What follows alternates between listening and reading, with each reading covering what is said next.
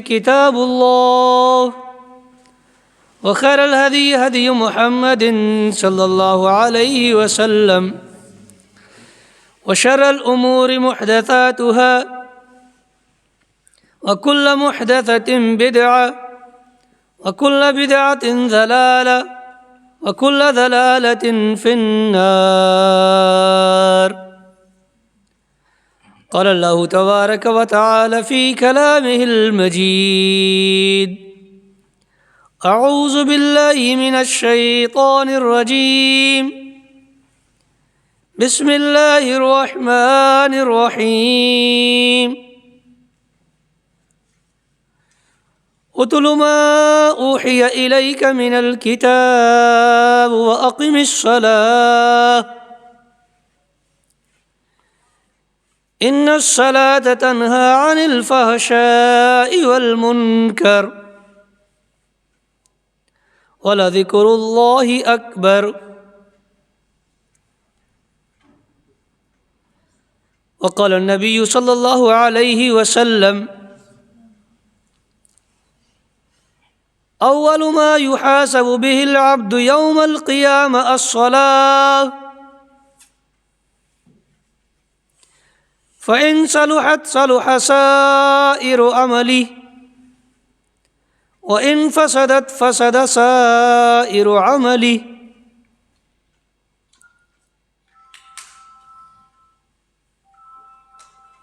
معزز علماء کرام،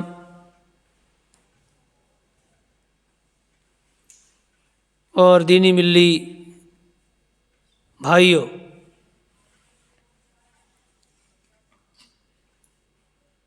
اللہ رب العالمین کی تعریف و توصیف، بڑائی، کبریائی، حمد و ثنا اور رسول اللہ صلی اللہ علیہ وسلم کی ذات مبارکہ مقدسہ پر درود و سلام کا نذرانہ بھیجنے کے بعد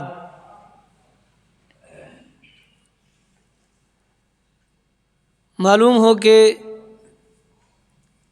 آج کی اس نشست میں اور اس دینی پروگرام میں جو آپ کی مسجد ابوبکر دھورا ٹانڈا میں منعقد ہو رہا ہے،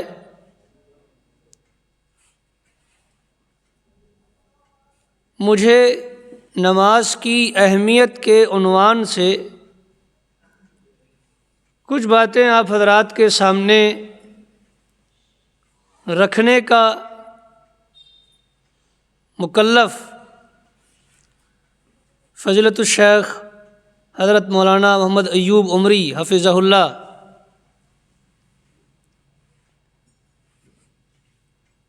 اور شیخ حافظ محمد زاہد صاحب حفظہ اللہ نے کیا ہے۔ میں کوشش کروں گا کہ آج کی اس حاضری میں اسی عنوان کے تعلق سے کچھ باتیں آپ حضرات کے سامنے عرض کروں۔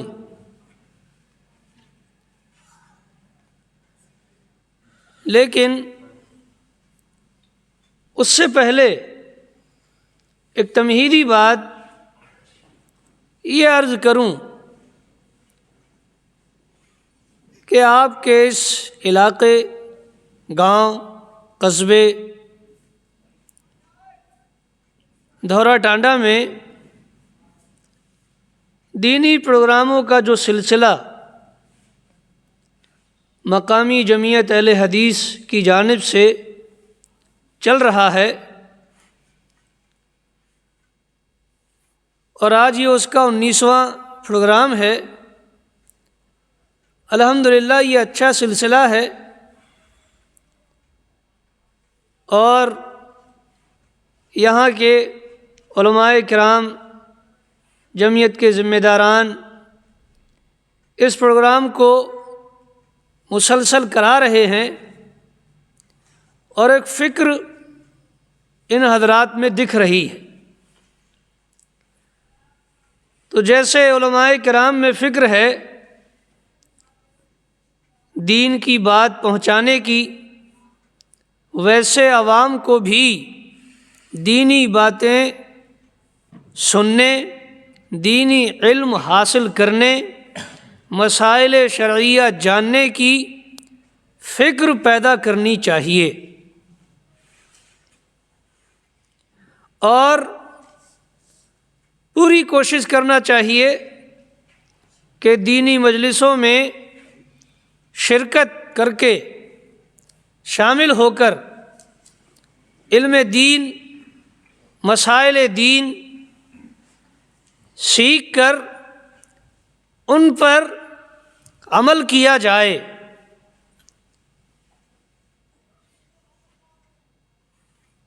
دینی پروگراموں میں شرکت کا مقصد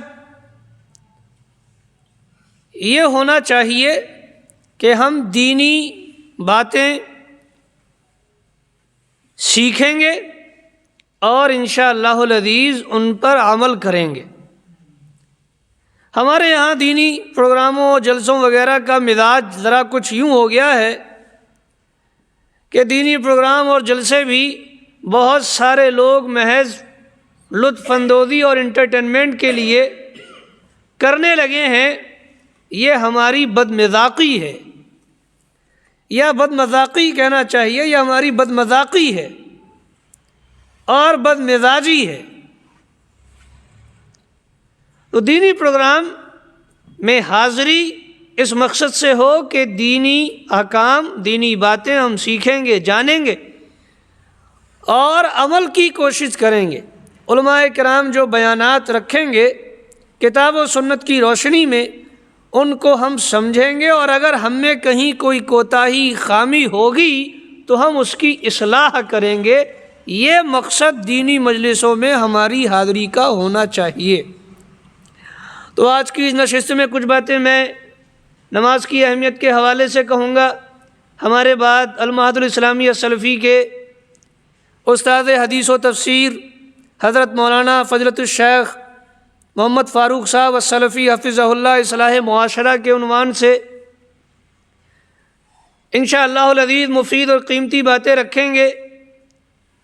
تو یہاں موجود ہر آدمی یہ ارادہ کرے کہ دونوں علماء کرام کی جو باتیں بھی ہم سنیں گے انشاءاللہ العزیز حتی المقدور حسب استطاعت انشاءاللہ العزیز ان پر عمل کریں گے، اور ہم میں اگر کہیں کوئی کوتاہی ہوگی تو انشاءاللہ سدھار کی کوشش کریں گے، اصلاح کریں گے انشاءاللہ العزیز۔ انشاءاللہ العزیز اللہ رب العالمین ہماری نیت قبول فرمائے اور ہماری حالتوں میں تبدیلی پیدا فرمائے، اصلاح کی توفیق دے، آمین۔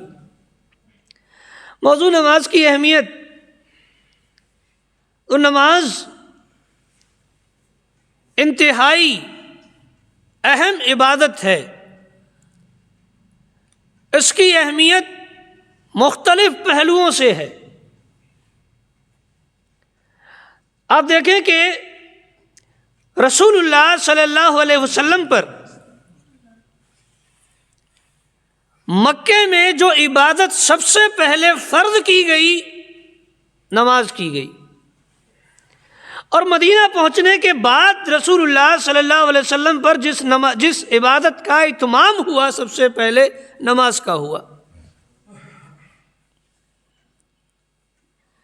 تو کلمہ توحید کے بعد، لا الہ الا اللہ کہنے کے بعد پہلی فرصت میں سب سے پہلے جس عبادت کا مکلف کیا جاتا ہے، جس عبادت کا تقاضا کیا جاتا ہے، ایمان کے ثبوت کے طور پر کلمہ لا الہ الا اللہ اور محمد الرسول اللہ کہنے میں سچا ہونے کی دلیل اور ثبوت کے طور پر سب سے پہلے جس عبادت کا مطالبہ کیا جاتا ہے یا کیا گیا ہے وہ نماز ہے۔ رسول اللہ صلی اللہ علیہ وسلم نے حضرت معاذ کو اور ابو موسیٰ اشعری رضی اللہ تعالیٰ عنہ کو جب داعی بنا کر، دین کا مبلغ بنا کر یمن کی جانب بھیجا، ایک ایسی قوم کی طرف جنہیں ابھی دین کا پیغام پہنچا نہیں ہے، پہنچانا ہے۔ تو رسول اللہ صلی اللہ علیہ وسلم نے بتلایا، نصیحت فرمائی کہ دیکھو سب سے پہلی بات جو تم انہیں بتلاؤ گے وہ توحید کی دعوت ہے۔ جو سب سے پہلی دعوت تم وہاں جا کر کے سب سے پہلا پیغام دو گے توحید کا ہے، اس بات کا کہ اللہ کے علاوہ کوئی معبود حقیقی نہیں اور محمد رسول اللہ صلی اللہ علیہ وسلم اللہ کے آخری رسول ہیں، اس بات کی سب سے پہلے دعوت دو گے۔ اور جب وہ مان لیں فَإِنْ مَتَاعُكَ لِذَلِكَ، اگر وہ تمہاری یہ بات مان لیں، توحید کا اقرار کر لیں، رسول اللہ صلی اللہ علیہ وسلم کی رسالت کا اقرار کر لیں، تو پھر سب سے پہلی بات اب انہیں جو بتلائی جائے گی وہ یہ فَإِنْ مَتَاعُكَ لِذَلِكَ فَعَالِمْهُمْ أَنَّ اللَّهَ افْتَرَضَ عَلَيْهِمْ 5 صَلَوَاتٍ فِي كُلِّ يَوْمٍ وَلَيْلَةٍ۔ جب وہ توحید کا اقرار کر لیں، رسالت محمدی کا اقرار کر لیں، کلمہ لا الہ الا اللہ کا اقرار کر لیں، ایمان لے آئیں، اب انہیں یہ بتلاؤ کہ ان پر اللہ رب العالمین نے 5 وقت کی نماز دن اور رات میں فرض کی ہے۔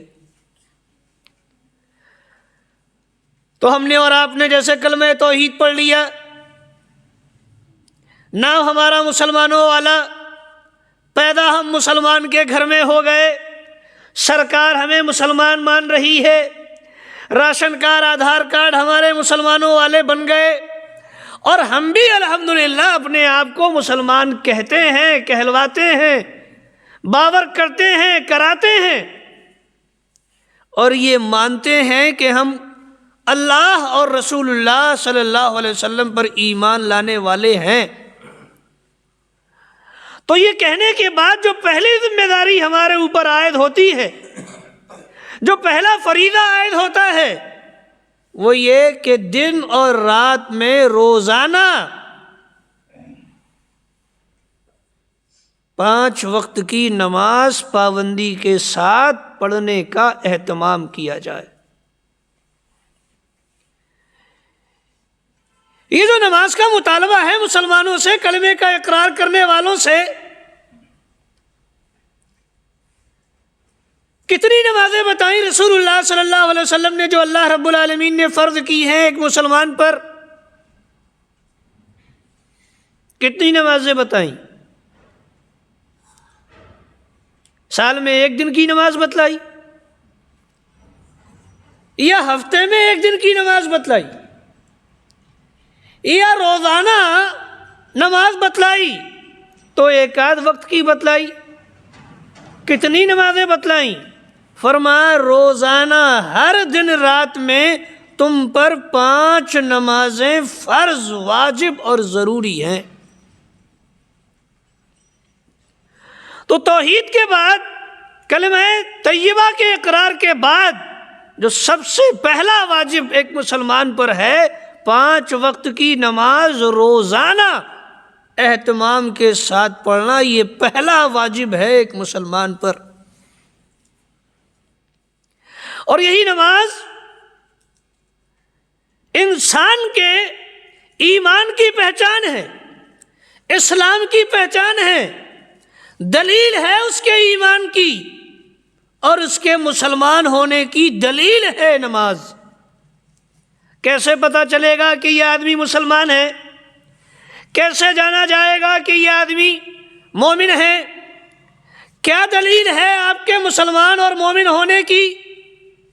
رسول اللہ صلی اللہ علیہ وسلم نے بتلایا کہ دلیل کیا ہے ایمان کی، مسلمان ہونے کی دلیل کیا ہے، یہ رسول اللہ صلی اللہ علیہ وسلم نے بتلایا۔ فرمایا رسول اللہ صلی اللہ علیہ وسلم نے اپنی حدیث مبارک میں کہ جب تم کسی آدمی کو روزانہ 5 وقت مسجد میں نماز کی ادائیگی کے لیے آتا جاتا دیکھو، اس کے مسلمان ہونے کی گواہی دو۔ کیسے ثابت ہوگا مسلمان ہونا؟ دلیل کیا ہے مسلمان ہونے کی؟ ثبوت کیا ہے مسلمان ہونے کا؟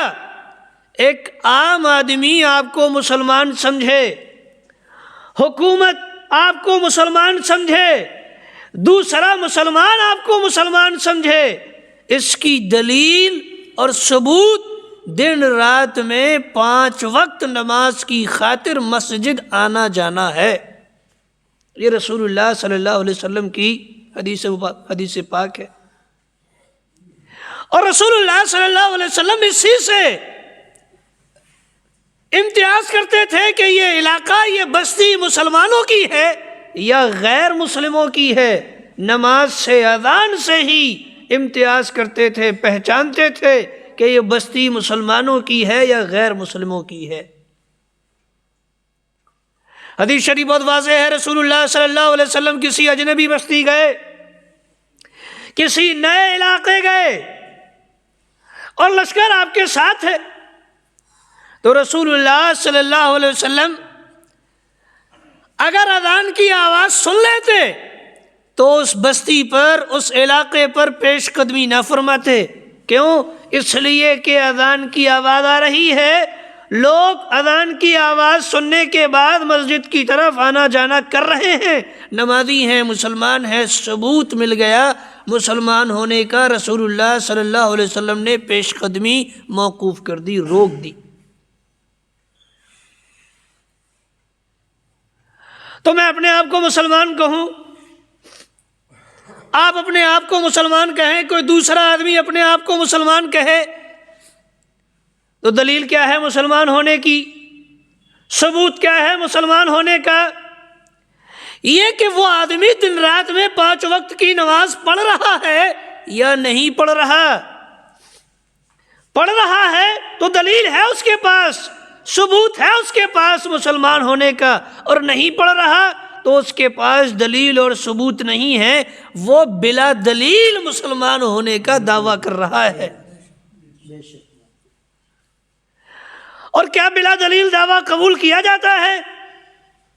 دنیا نہیں کرتی، آپ بھی کسی کا کوئی دعویٰ بغیر دلیل کے مان لیں گے کیا؟ کوئی دنیا کی عدالت، کورٹ کچہری بغیر دلیل و ثبوت کے کوئی ایک دعویٰ بھی، ایک پیسے کا دعویٰ بھی آپ کا بغیر ثبوت کے نہیں مانا جاتا۔ ایمان تو بہت بڑی دولت ہے، اسلام تو بہت بڑی دولت ہے، اس کا دعویٰ آپ بغیر دلیل و ثبوت کے کریں تو معتبر نہیں ہے۔ تو دعویٰ چاہیے، دعویٰ ہے آپ کا تو دلیل چاہیے۔ رسول اللہ صلی اللہ علیہ وسلم نے اسی لیے اپنی ایک حدیث شریف میں نہایت واضح ارشاد فرمایا، بین العبد والکفر والشرک ترک الصلاۃ۔ دیکھو یہ بات اچھی طرح یاد رکھو، کان کھول کر سن لو، یاد رکھو یہ بات کہ بندے اور کفر اور شرک کے درمیان آڑ، رکاوٹ، حد فاصل صرف نماز ہے۔ نماز ہے تو آپ میں اور شرک و کفر میں کے درمیان ایک رکاوٹ، ایک دیوار، ایک آڑ حائل ہے، اور آپ کفر و شرک میں ابھی نہیں گئے ہیں۔ کب؟ جب تک آپ نماز کے پابند ہیں۔ یہ نماز آپ کو شرک و کفر میں داخل ہونے سے روکے ہوئے آڑ ہے، یہ نماز شرک و کفر کے درمیان۔ اور جب آدمی نے چھوڑ دی نماز تو اب اس کے اور کفر کے اور شرک کے درمیان کوئی رکاوٹ رہ نہیں گئی، اور جب رکاوٹ نہیں رہ گئی تو یہ شرک اور کفر میں داخل ہو گیا۔ اسی لیے رسول اکرم صلی اللہ علیہ وسلم کی ایک دوسری حدیث جو مانن صحیح ہے، گرچہ اس کے الفاظ کے سلسلے میں کچھ کلام کیا گیا، آپ صلی اللہ علیہ وسلم نے ارشاد فرمایا، من ترک الصلاۃ متعمدا فقد کفر، کہ جس آدمی نے جان بوجھ کر نماز چھوڑ دی سمجھو اس نے کفر کیا۔ تو یہ بڑی سخت بات ہے جو رسول اللہ صلی اللہ علیہ وسلم نے اپنی اس حدیث پاک میں اور اس سے پہلی پڑھی گئی حدیث پاک میں بیان فرمائی۔ تو نماز کیا ہے؟ یہ ایمان کی دلیل ہے، کفر و شرک کے درمیان روک ہے، رکاوٹ اور آڑ ہے۔ اور نماز نہ پڑھنا یہ کیسے لوگوں کا کام ہے؟ رسول اکرم صلی اللہ علیہ وسلم کے زمانے میں آپ اگر اس وقت کے حالات کو پڑھیں، سمجھیں، دیکھیں اس وقت کے بیانات کو، صحابہ نے یہ بیان کیا کہ دور نبوی میں ہمارے زمانے میں کوئی منافق آدمی بھی نماز سے پیچھے نہیں رہتا تھا سوائے اس کے کہ جس کا منافق ہونا جگ ظاہر ہوتا تھا۔ تو کون آدمی پیچھے رہتا تھا نماز سے؟ جس کا منافق ہونا سب کو معلوم ہو کہ یہ منافق ہے، آیا ہے، ظاہر ہے، واضح ہے۔ جس کا نفاق اور جو معلوم النفاق ہے اور سب جانتے ہیں جس کے بارے میں کہ یہ آدمی مسلمان نہیں منافق ہے، وہی آدمی نماز سے پیچھے رہتا تھا۔ اور جو آدمی ڈھکا چھپا منافق ہوتا وہ بھی نماز پڑھنے 5 وقتہ آتا تھا۔ یہ اس زمانے کے لوگ تھے، منافقین کا یہ حال تھا۔ ہمارے زمانے کے پکے سچے مسلمان بھی جو اپنے آپ کو نہایت پکا سچا مسلمان سمجھتے ہیں، نماز 5 وقتہ پڑھنے کے لیے آمادہ اور تیار نہیں ہے۔ یہ ضرورت کیوں پیش آ رہی ہے کہ مسلمانوں میں نماز کی اہمیت پر تقریریں کرائی جائیں؟ یہ ضرورت کیوں پیش آ رہی ہے؟ اس لیے کہ مسلمان نمازوں کے تعلق سے غافل ہو گئے ہیں۔ اس لیے علماء کرام، علماء حضرات، ائمہ حضرات، جمعیت کے ذمہ داران یہ ضرورت محسوس کر رہے ہیں کہ نماز کی اہمیت پر تقریر کرائی جائے، ورنہ مسلمانوں کو نماز کی اہمیت بتلانی پڑے اور مسلمانوں کو نماز کی اہمیت سمجھانی پڑے۔ اس کی ضرورت ہی کیا ہے؟ نماز کی اہمیت تو واضح ہے، اظہر من الشمس ہے، لیکن ہماری غفلت کی بنیاد پر اس طرح کے عناوین رکھے جاتے ہیں تاکہ لوگ نماز سے جو غافل ہیں غفلت ختم کر کے دوبارہ نمازی بن سکیں۔ اسی حوالے سے یہ بات بھی کہ رسول اکرم صلی اللہ علیہ وسلم نے اپنی صحیح حدیث میں یہ بات بیان فرمائی کہ منافقین پر سب سے زیادہ دشوار نماز عشاء اور فجر کی ہوتی ہے۔ کس پر دشوار ہوتی ہے؟ عشاء کی نماز پڑھنا کس کے لیے دشوار ہے؟ فجر کی نماز پڑھنا کس کے لیے دشوار ہے؟ مسلمان کے لیے نہیں۔ کس کے لیے دشوار ہے؟ رسول اللہ صلی اللہ علیہ وسلم کی حدیث پاک کیا بتلا رہی ہے؟ عشاء کی نماز کس سے نہیں پڑھ ملے گی؟ فجر کی نماز میں کون حاضر نہیں ہوگا؟ کون حاضر نہیں ہوگا؟ فرمایا رسول اللہ صلی اللہ علیہ وسلم نے منافقوں پر سب سے زیادہ دشوار ہے عشاء اور فجر کی نماز۔ معنی یہ کہ جو آدمی عشاء اور فجر کی نماز میں نہیں آ رہا، کون ہے وہ؟ مسلمان ہے کیا؟ مسلمان پر تو نماز بھاری نہیں ہوتی، عشاء اور فجر خاص طور سے منافقین پر بھاری ہوتی ہے۔ جو کہہ رہے ہو زبان سے کہ ہم مسلمان ہیں لیکن صحیح معنوں میں مسلمان ہونا، یہی تو منافق ہے۔ کہتا ہے زبان سے کہ میں مسلمان ہوں، ایمان والا ہوں، لیکن صحیح معنوں میں مسلمان نہیں ہوتا، ایمان والا نہیں ہوتا، یہی منافق ہے۔ اور اسی منافق پر عشاء اور فجر کی نماز کی حاضری بہت دشوار ہے، اور عشاء اور فجر کے علاوہ اور نمازوں کی حاضری بھی آسان مومنوں کے لیے ہے۔ وَإِن كَانَتْ لَكَبِيرَةٌ إِلَّا عَلَى الْخَاشِعِينَ۔ نماز کس کے لیے آسان ہے؟ مومنوں کے لیے، اللہ سے ڈرنے والے لوگوں کے لیے، اور جن کے دل میں ایمان نہیں، ایمان کی حرارت بہت سرد پڑ گئی ہے، اسلام کا نور بجھ چکا ہے، خوف الہی نہیں ہے، اللہ رب العالمین کی خشیت ان کے دلوں سے نکل چکی ہے، مٹ گئی ہے، اور سرد پڑ گیا ہے اللہ رب العالمین کا خوف، ان کے لیے نماز بہت بھاری ہے۔ تو کیسا لگتا ہے آپ کو نماز پڑھنا؟ مجھے کیسا لگتا ہے نماز پڑھنا؟ آسان لگتا ہے یا دشوار لگتا ہے؟ کیسا لگتا ہے؟ فرمایا منافقوں کے لیے سب سے زیادہ دشوار ہے نماز، اور خاشعین پر، مومنین پر، مسلمین پر، اللہ سے ڈرنے والوں کے لیے نماز کوئی بھاری چیز نہیں ہے۔ تو مسلمانوں کی بڑی جماعت جاگتے جاگتے نماز چھوڑتی ہے۔ کتنے مسلمان ایسے ہیں جو یہیں اڈے پر بیٹھے ہوئے، دکان پر بیٹھے ہوئے، کاروبار میں مشغول، گپ شپ میں بیٹھے ہوئے، چائے پیتے ہوئے، بریانی اڑاتے ہوئے، پکوڑیاں کھاتے ہوئے، اور دوسری مصروفیات میں، موبائل میں، کرکٹ میں، اس میں اس میں وقت گزار رہے ہیں۔ نماز اذان سننے کے بعد بھی مسجد آنے کی انہیں توفیق نہیں ہے۔ رسول اللہ صلی اللہ علیہ وسلم نے ارشاد فرمایا، مسلم شریف کی حدیث، لوگوں میں نے یہ ارادہ کیا کہ میں اپنے مصلی امامت پر کسی اور کو کھڑا کر دوں، اور میں کچھ لوگوں کو ساتھ لے کر کے مدینے کی گلیوں میں نکلوں اور دیکھوں کہ کون آدمی نماز اذان ہونے کے بعد، اذان سننے کے بعد اپنے گھر سے نماز پڑھنے کے لیے نہیں آیا ہے، اپنے گھر میں بیٹھا ہوا ہے، میں دیکھوں، اور جو آدمی اذان ہونے کے بعد بھی اپنے گھر بیٹھا ہوا ہے میں اس کے گھر میں آگ لگا دوں۔ یہ میں نے ارادہ فرمایا۔ کیا ارادہ فرمایا؟ رسول اللہ صلی اللہ علیہ وسلم نے بے نمازی کے گھر میں آگ لگانے کا ارادہ فرمایا، رسول اللہ صلی اللہ علیہ وسلم نے۔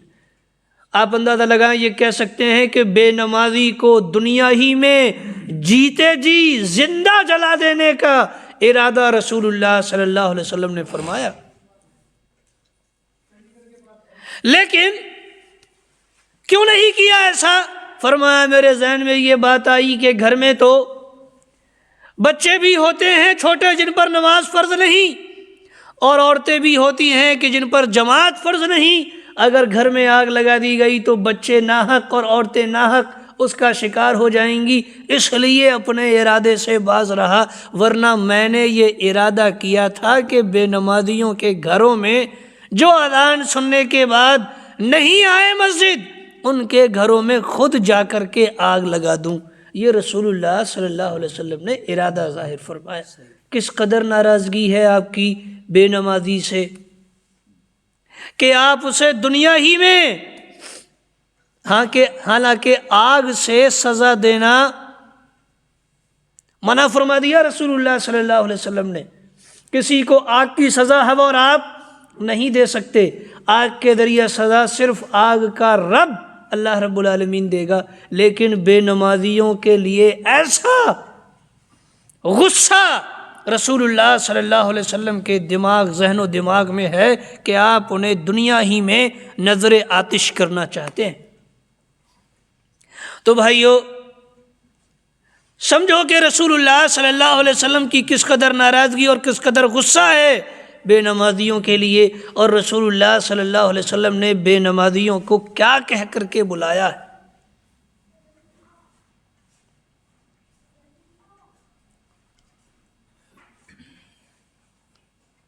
آپ اندازہ لگائیں کہ رسول اللہ صلی اللہ علیہ وسلم نے کیا نماز چھوڑنے کی اجازت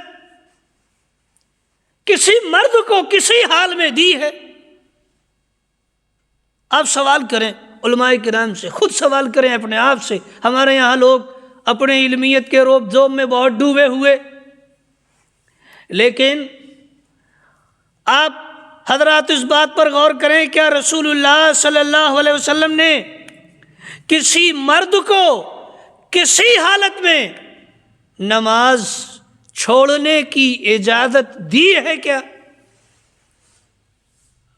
عورتوں کو تو اجازت ہے نماز چھوڑنے کی، مہینے کے مخصوص دنوں میں جب انہیں ماہواری آ رہی ہو تو عورتوں کو نماز چھوڑنے کی اجازت ہے، لیکن کیا مردوں کو کسی حال میں نماز چھوڑنے کی اجازت ہے؟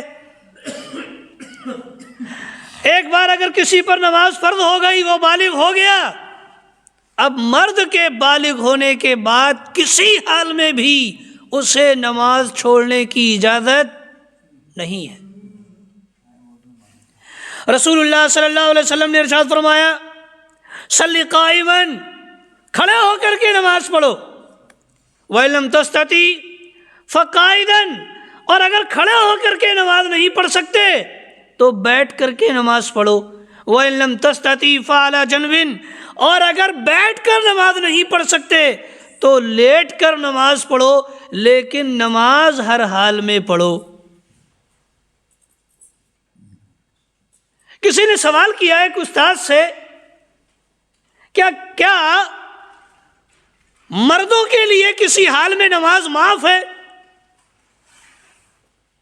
کسی حال میں مردوں کے لیے نماز معاف ہے کیا؟ تو انہوں نے بتلایا کہ ہاں، مردوں کے لیے نماز معاف ہے۔ کب معاف ہے؟ جب یہ پاگل ہو جائے تو نماز معاف ہے۔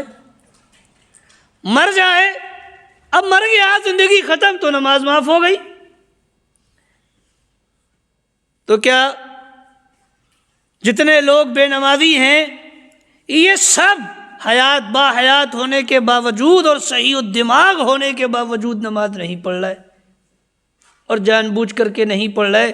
یہ مسلمانوں کی بے حسی ہے۔ یاد رکھیے، رسول اللہ صلی اللہ علیہ وسلم نے ارشاد فرمایا، اول ما یحاسب بالعبد یوم القیامہ الصلاۃ، قیامت کے دن سب سے پہلے انسان سے جس بارے میں سوال ہوگا نماز ہے۔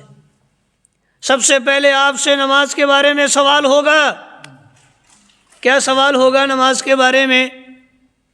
میں نے ایک دن میں 5 نمازیں فرض کی تھیں، ایک دن میں 5 نمازیں، ایک مہینے میں 150 نمازیں بنتی تھیں۔ اللہ رب العالمین نے ہماری زندگی کے جتنی عمر ہم نے پائی اس کا کسی ایک مہینے کا کیلنڈر کھول دیا ہے۔ آپ میدان محشر میں کھڑے ہوئے ہیں، میں میدان محشر میں کھڑا ہوا ہوں، پروردگار حساب لے رہا ہے مجھ سے، آپ سے۔ یہ تصور کرو مسلمانوں، یہ سوچو کہ میدان محشر ہے، حشر قائم ہے، اور اللہ رب العالمین عدل کی کرسی پر بیٹھا ہوا ہے، اور باری آپ کی ہے، آپ اللہ کے سامنے کھڑے ہوئے ہو حساب دینے کے لیے، اور رب تعالیٰ آپ سے حساب لے رہا ہے۔ اور حساب کس بات کا؟ سب سے پہلے حساب آپ کی نماز کا۔ تو رب تعالیٰ نے آپ کی زندگی کا سن 2023 کا دسمبر کے مہینے کا کیلنڈر کھول دیا۔ بتاؤ، دسمبر کے مہینے میں 150 نمازیں فرض تھیں، دکھاؤ تم نے یہ 150 نمازیں پڑھی ہیں یا نہیں پڑھی ہیں؟ فلاں تاریخ نکالو، اس تاریخ میں، 3 تاریخ میں، 4 تاریخ میں، 5 تاریخ میں دن میں 5 نمازیں فرض تھیں، پڑھی ہیں کہ نہیں پڑھی؟ چیک کراؤ، دکھاؤ 5 وقت کی نمازوں کی انٹری ہوتی ہے نا؟ انٹری ہوتی ہے، نمازوں کی انٹری ہوتی ہے کہ نہیں ہوتی مولوی صاحب؟ ہوتی ہے۔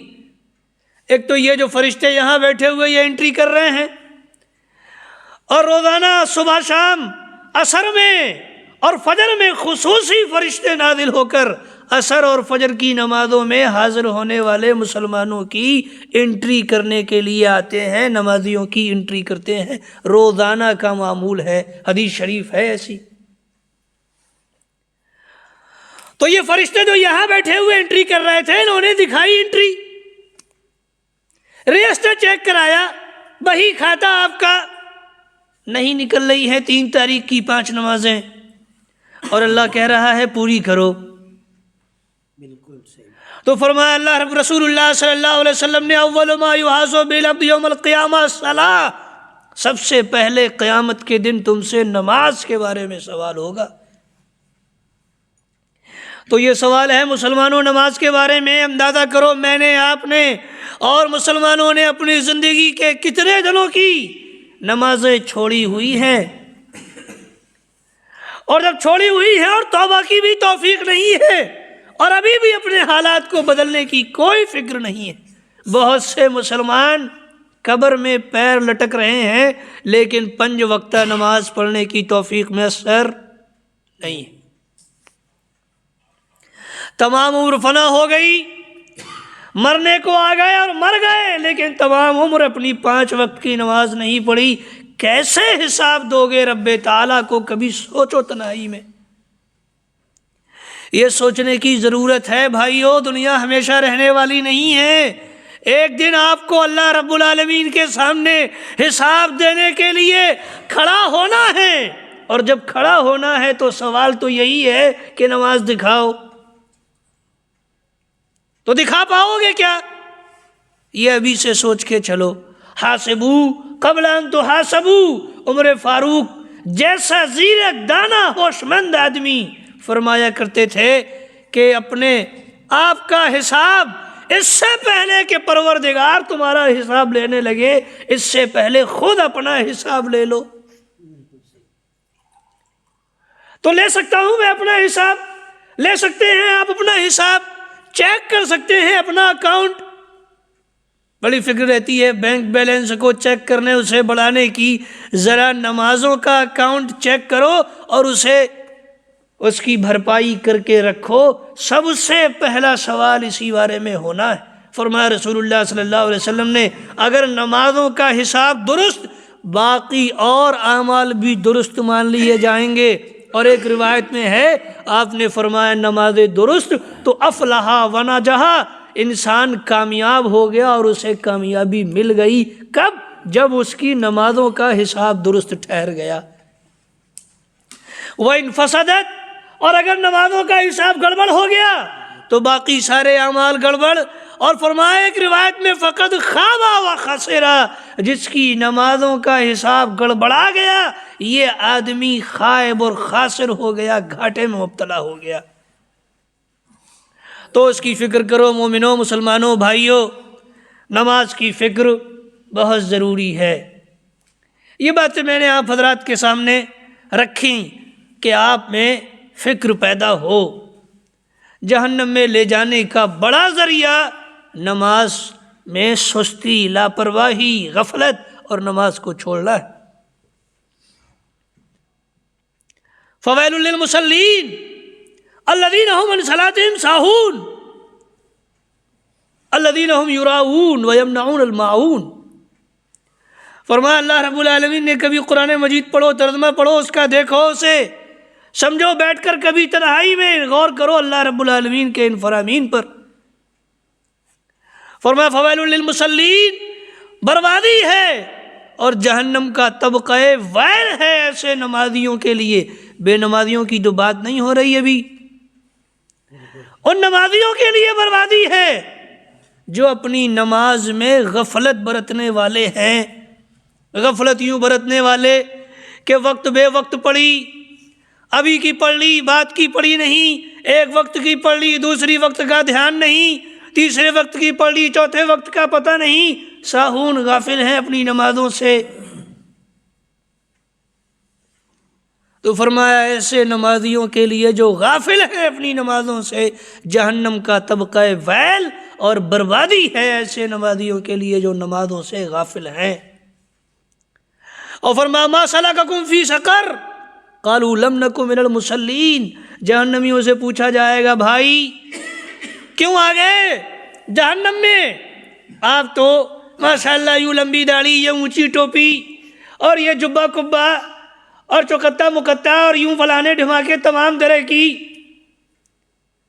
عادات و اطوار اور بڑے بڑے دعوے اور خم ٹھوکنے والے، دوسروں کو جہنم پہنچانے والے اور اپنے آپ کو جہنم کا ٹھیکیدار سمجھنے، جنت کا ٹھیکیدار سمجھنے والے، آپ حضرت کیسے آ گئے ادھر جہنم میں؟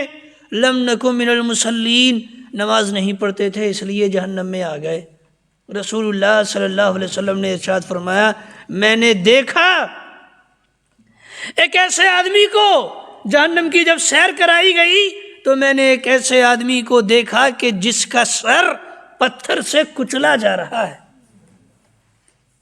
ایک بھاری پتھر ہے اور اس کے سر پر یوں فرشتہ دے مارتا ہے، پھینک کر مارتا ہے، جس کی وجہ سے اس کا سر پاش پاش ہو جاتا ہے، کھیل کھیل ہو جاتا ہے، چورا چورا ہو جاتا ہے اس کا سر، اور پتھر لڑک کر دور جا گرتا ہے اور اس کا سر پھٹ گیا اور چورا چورا ہو گیا۔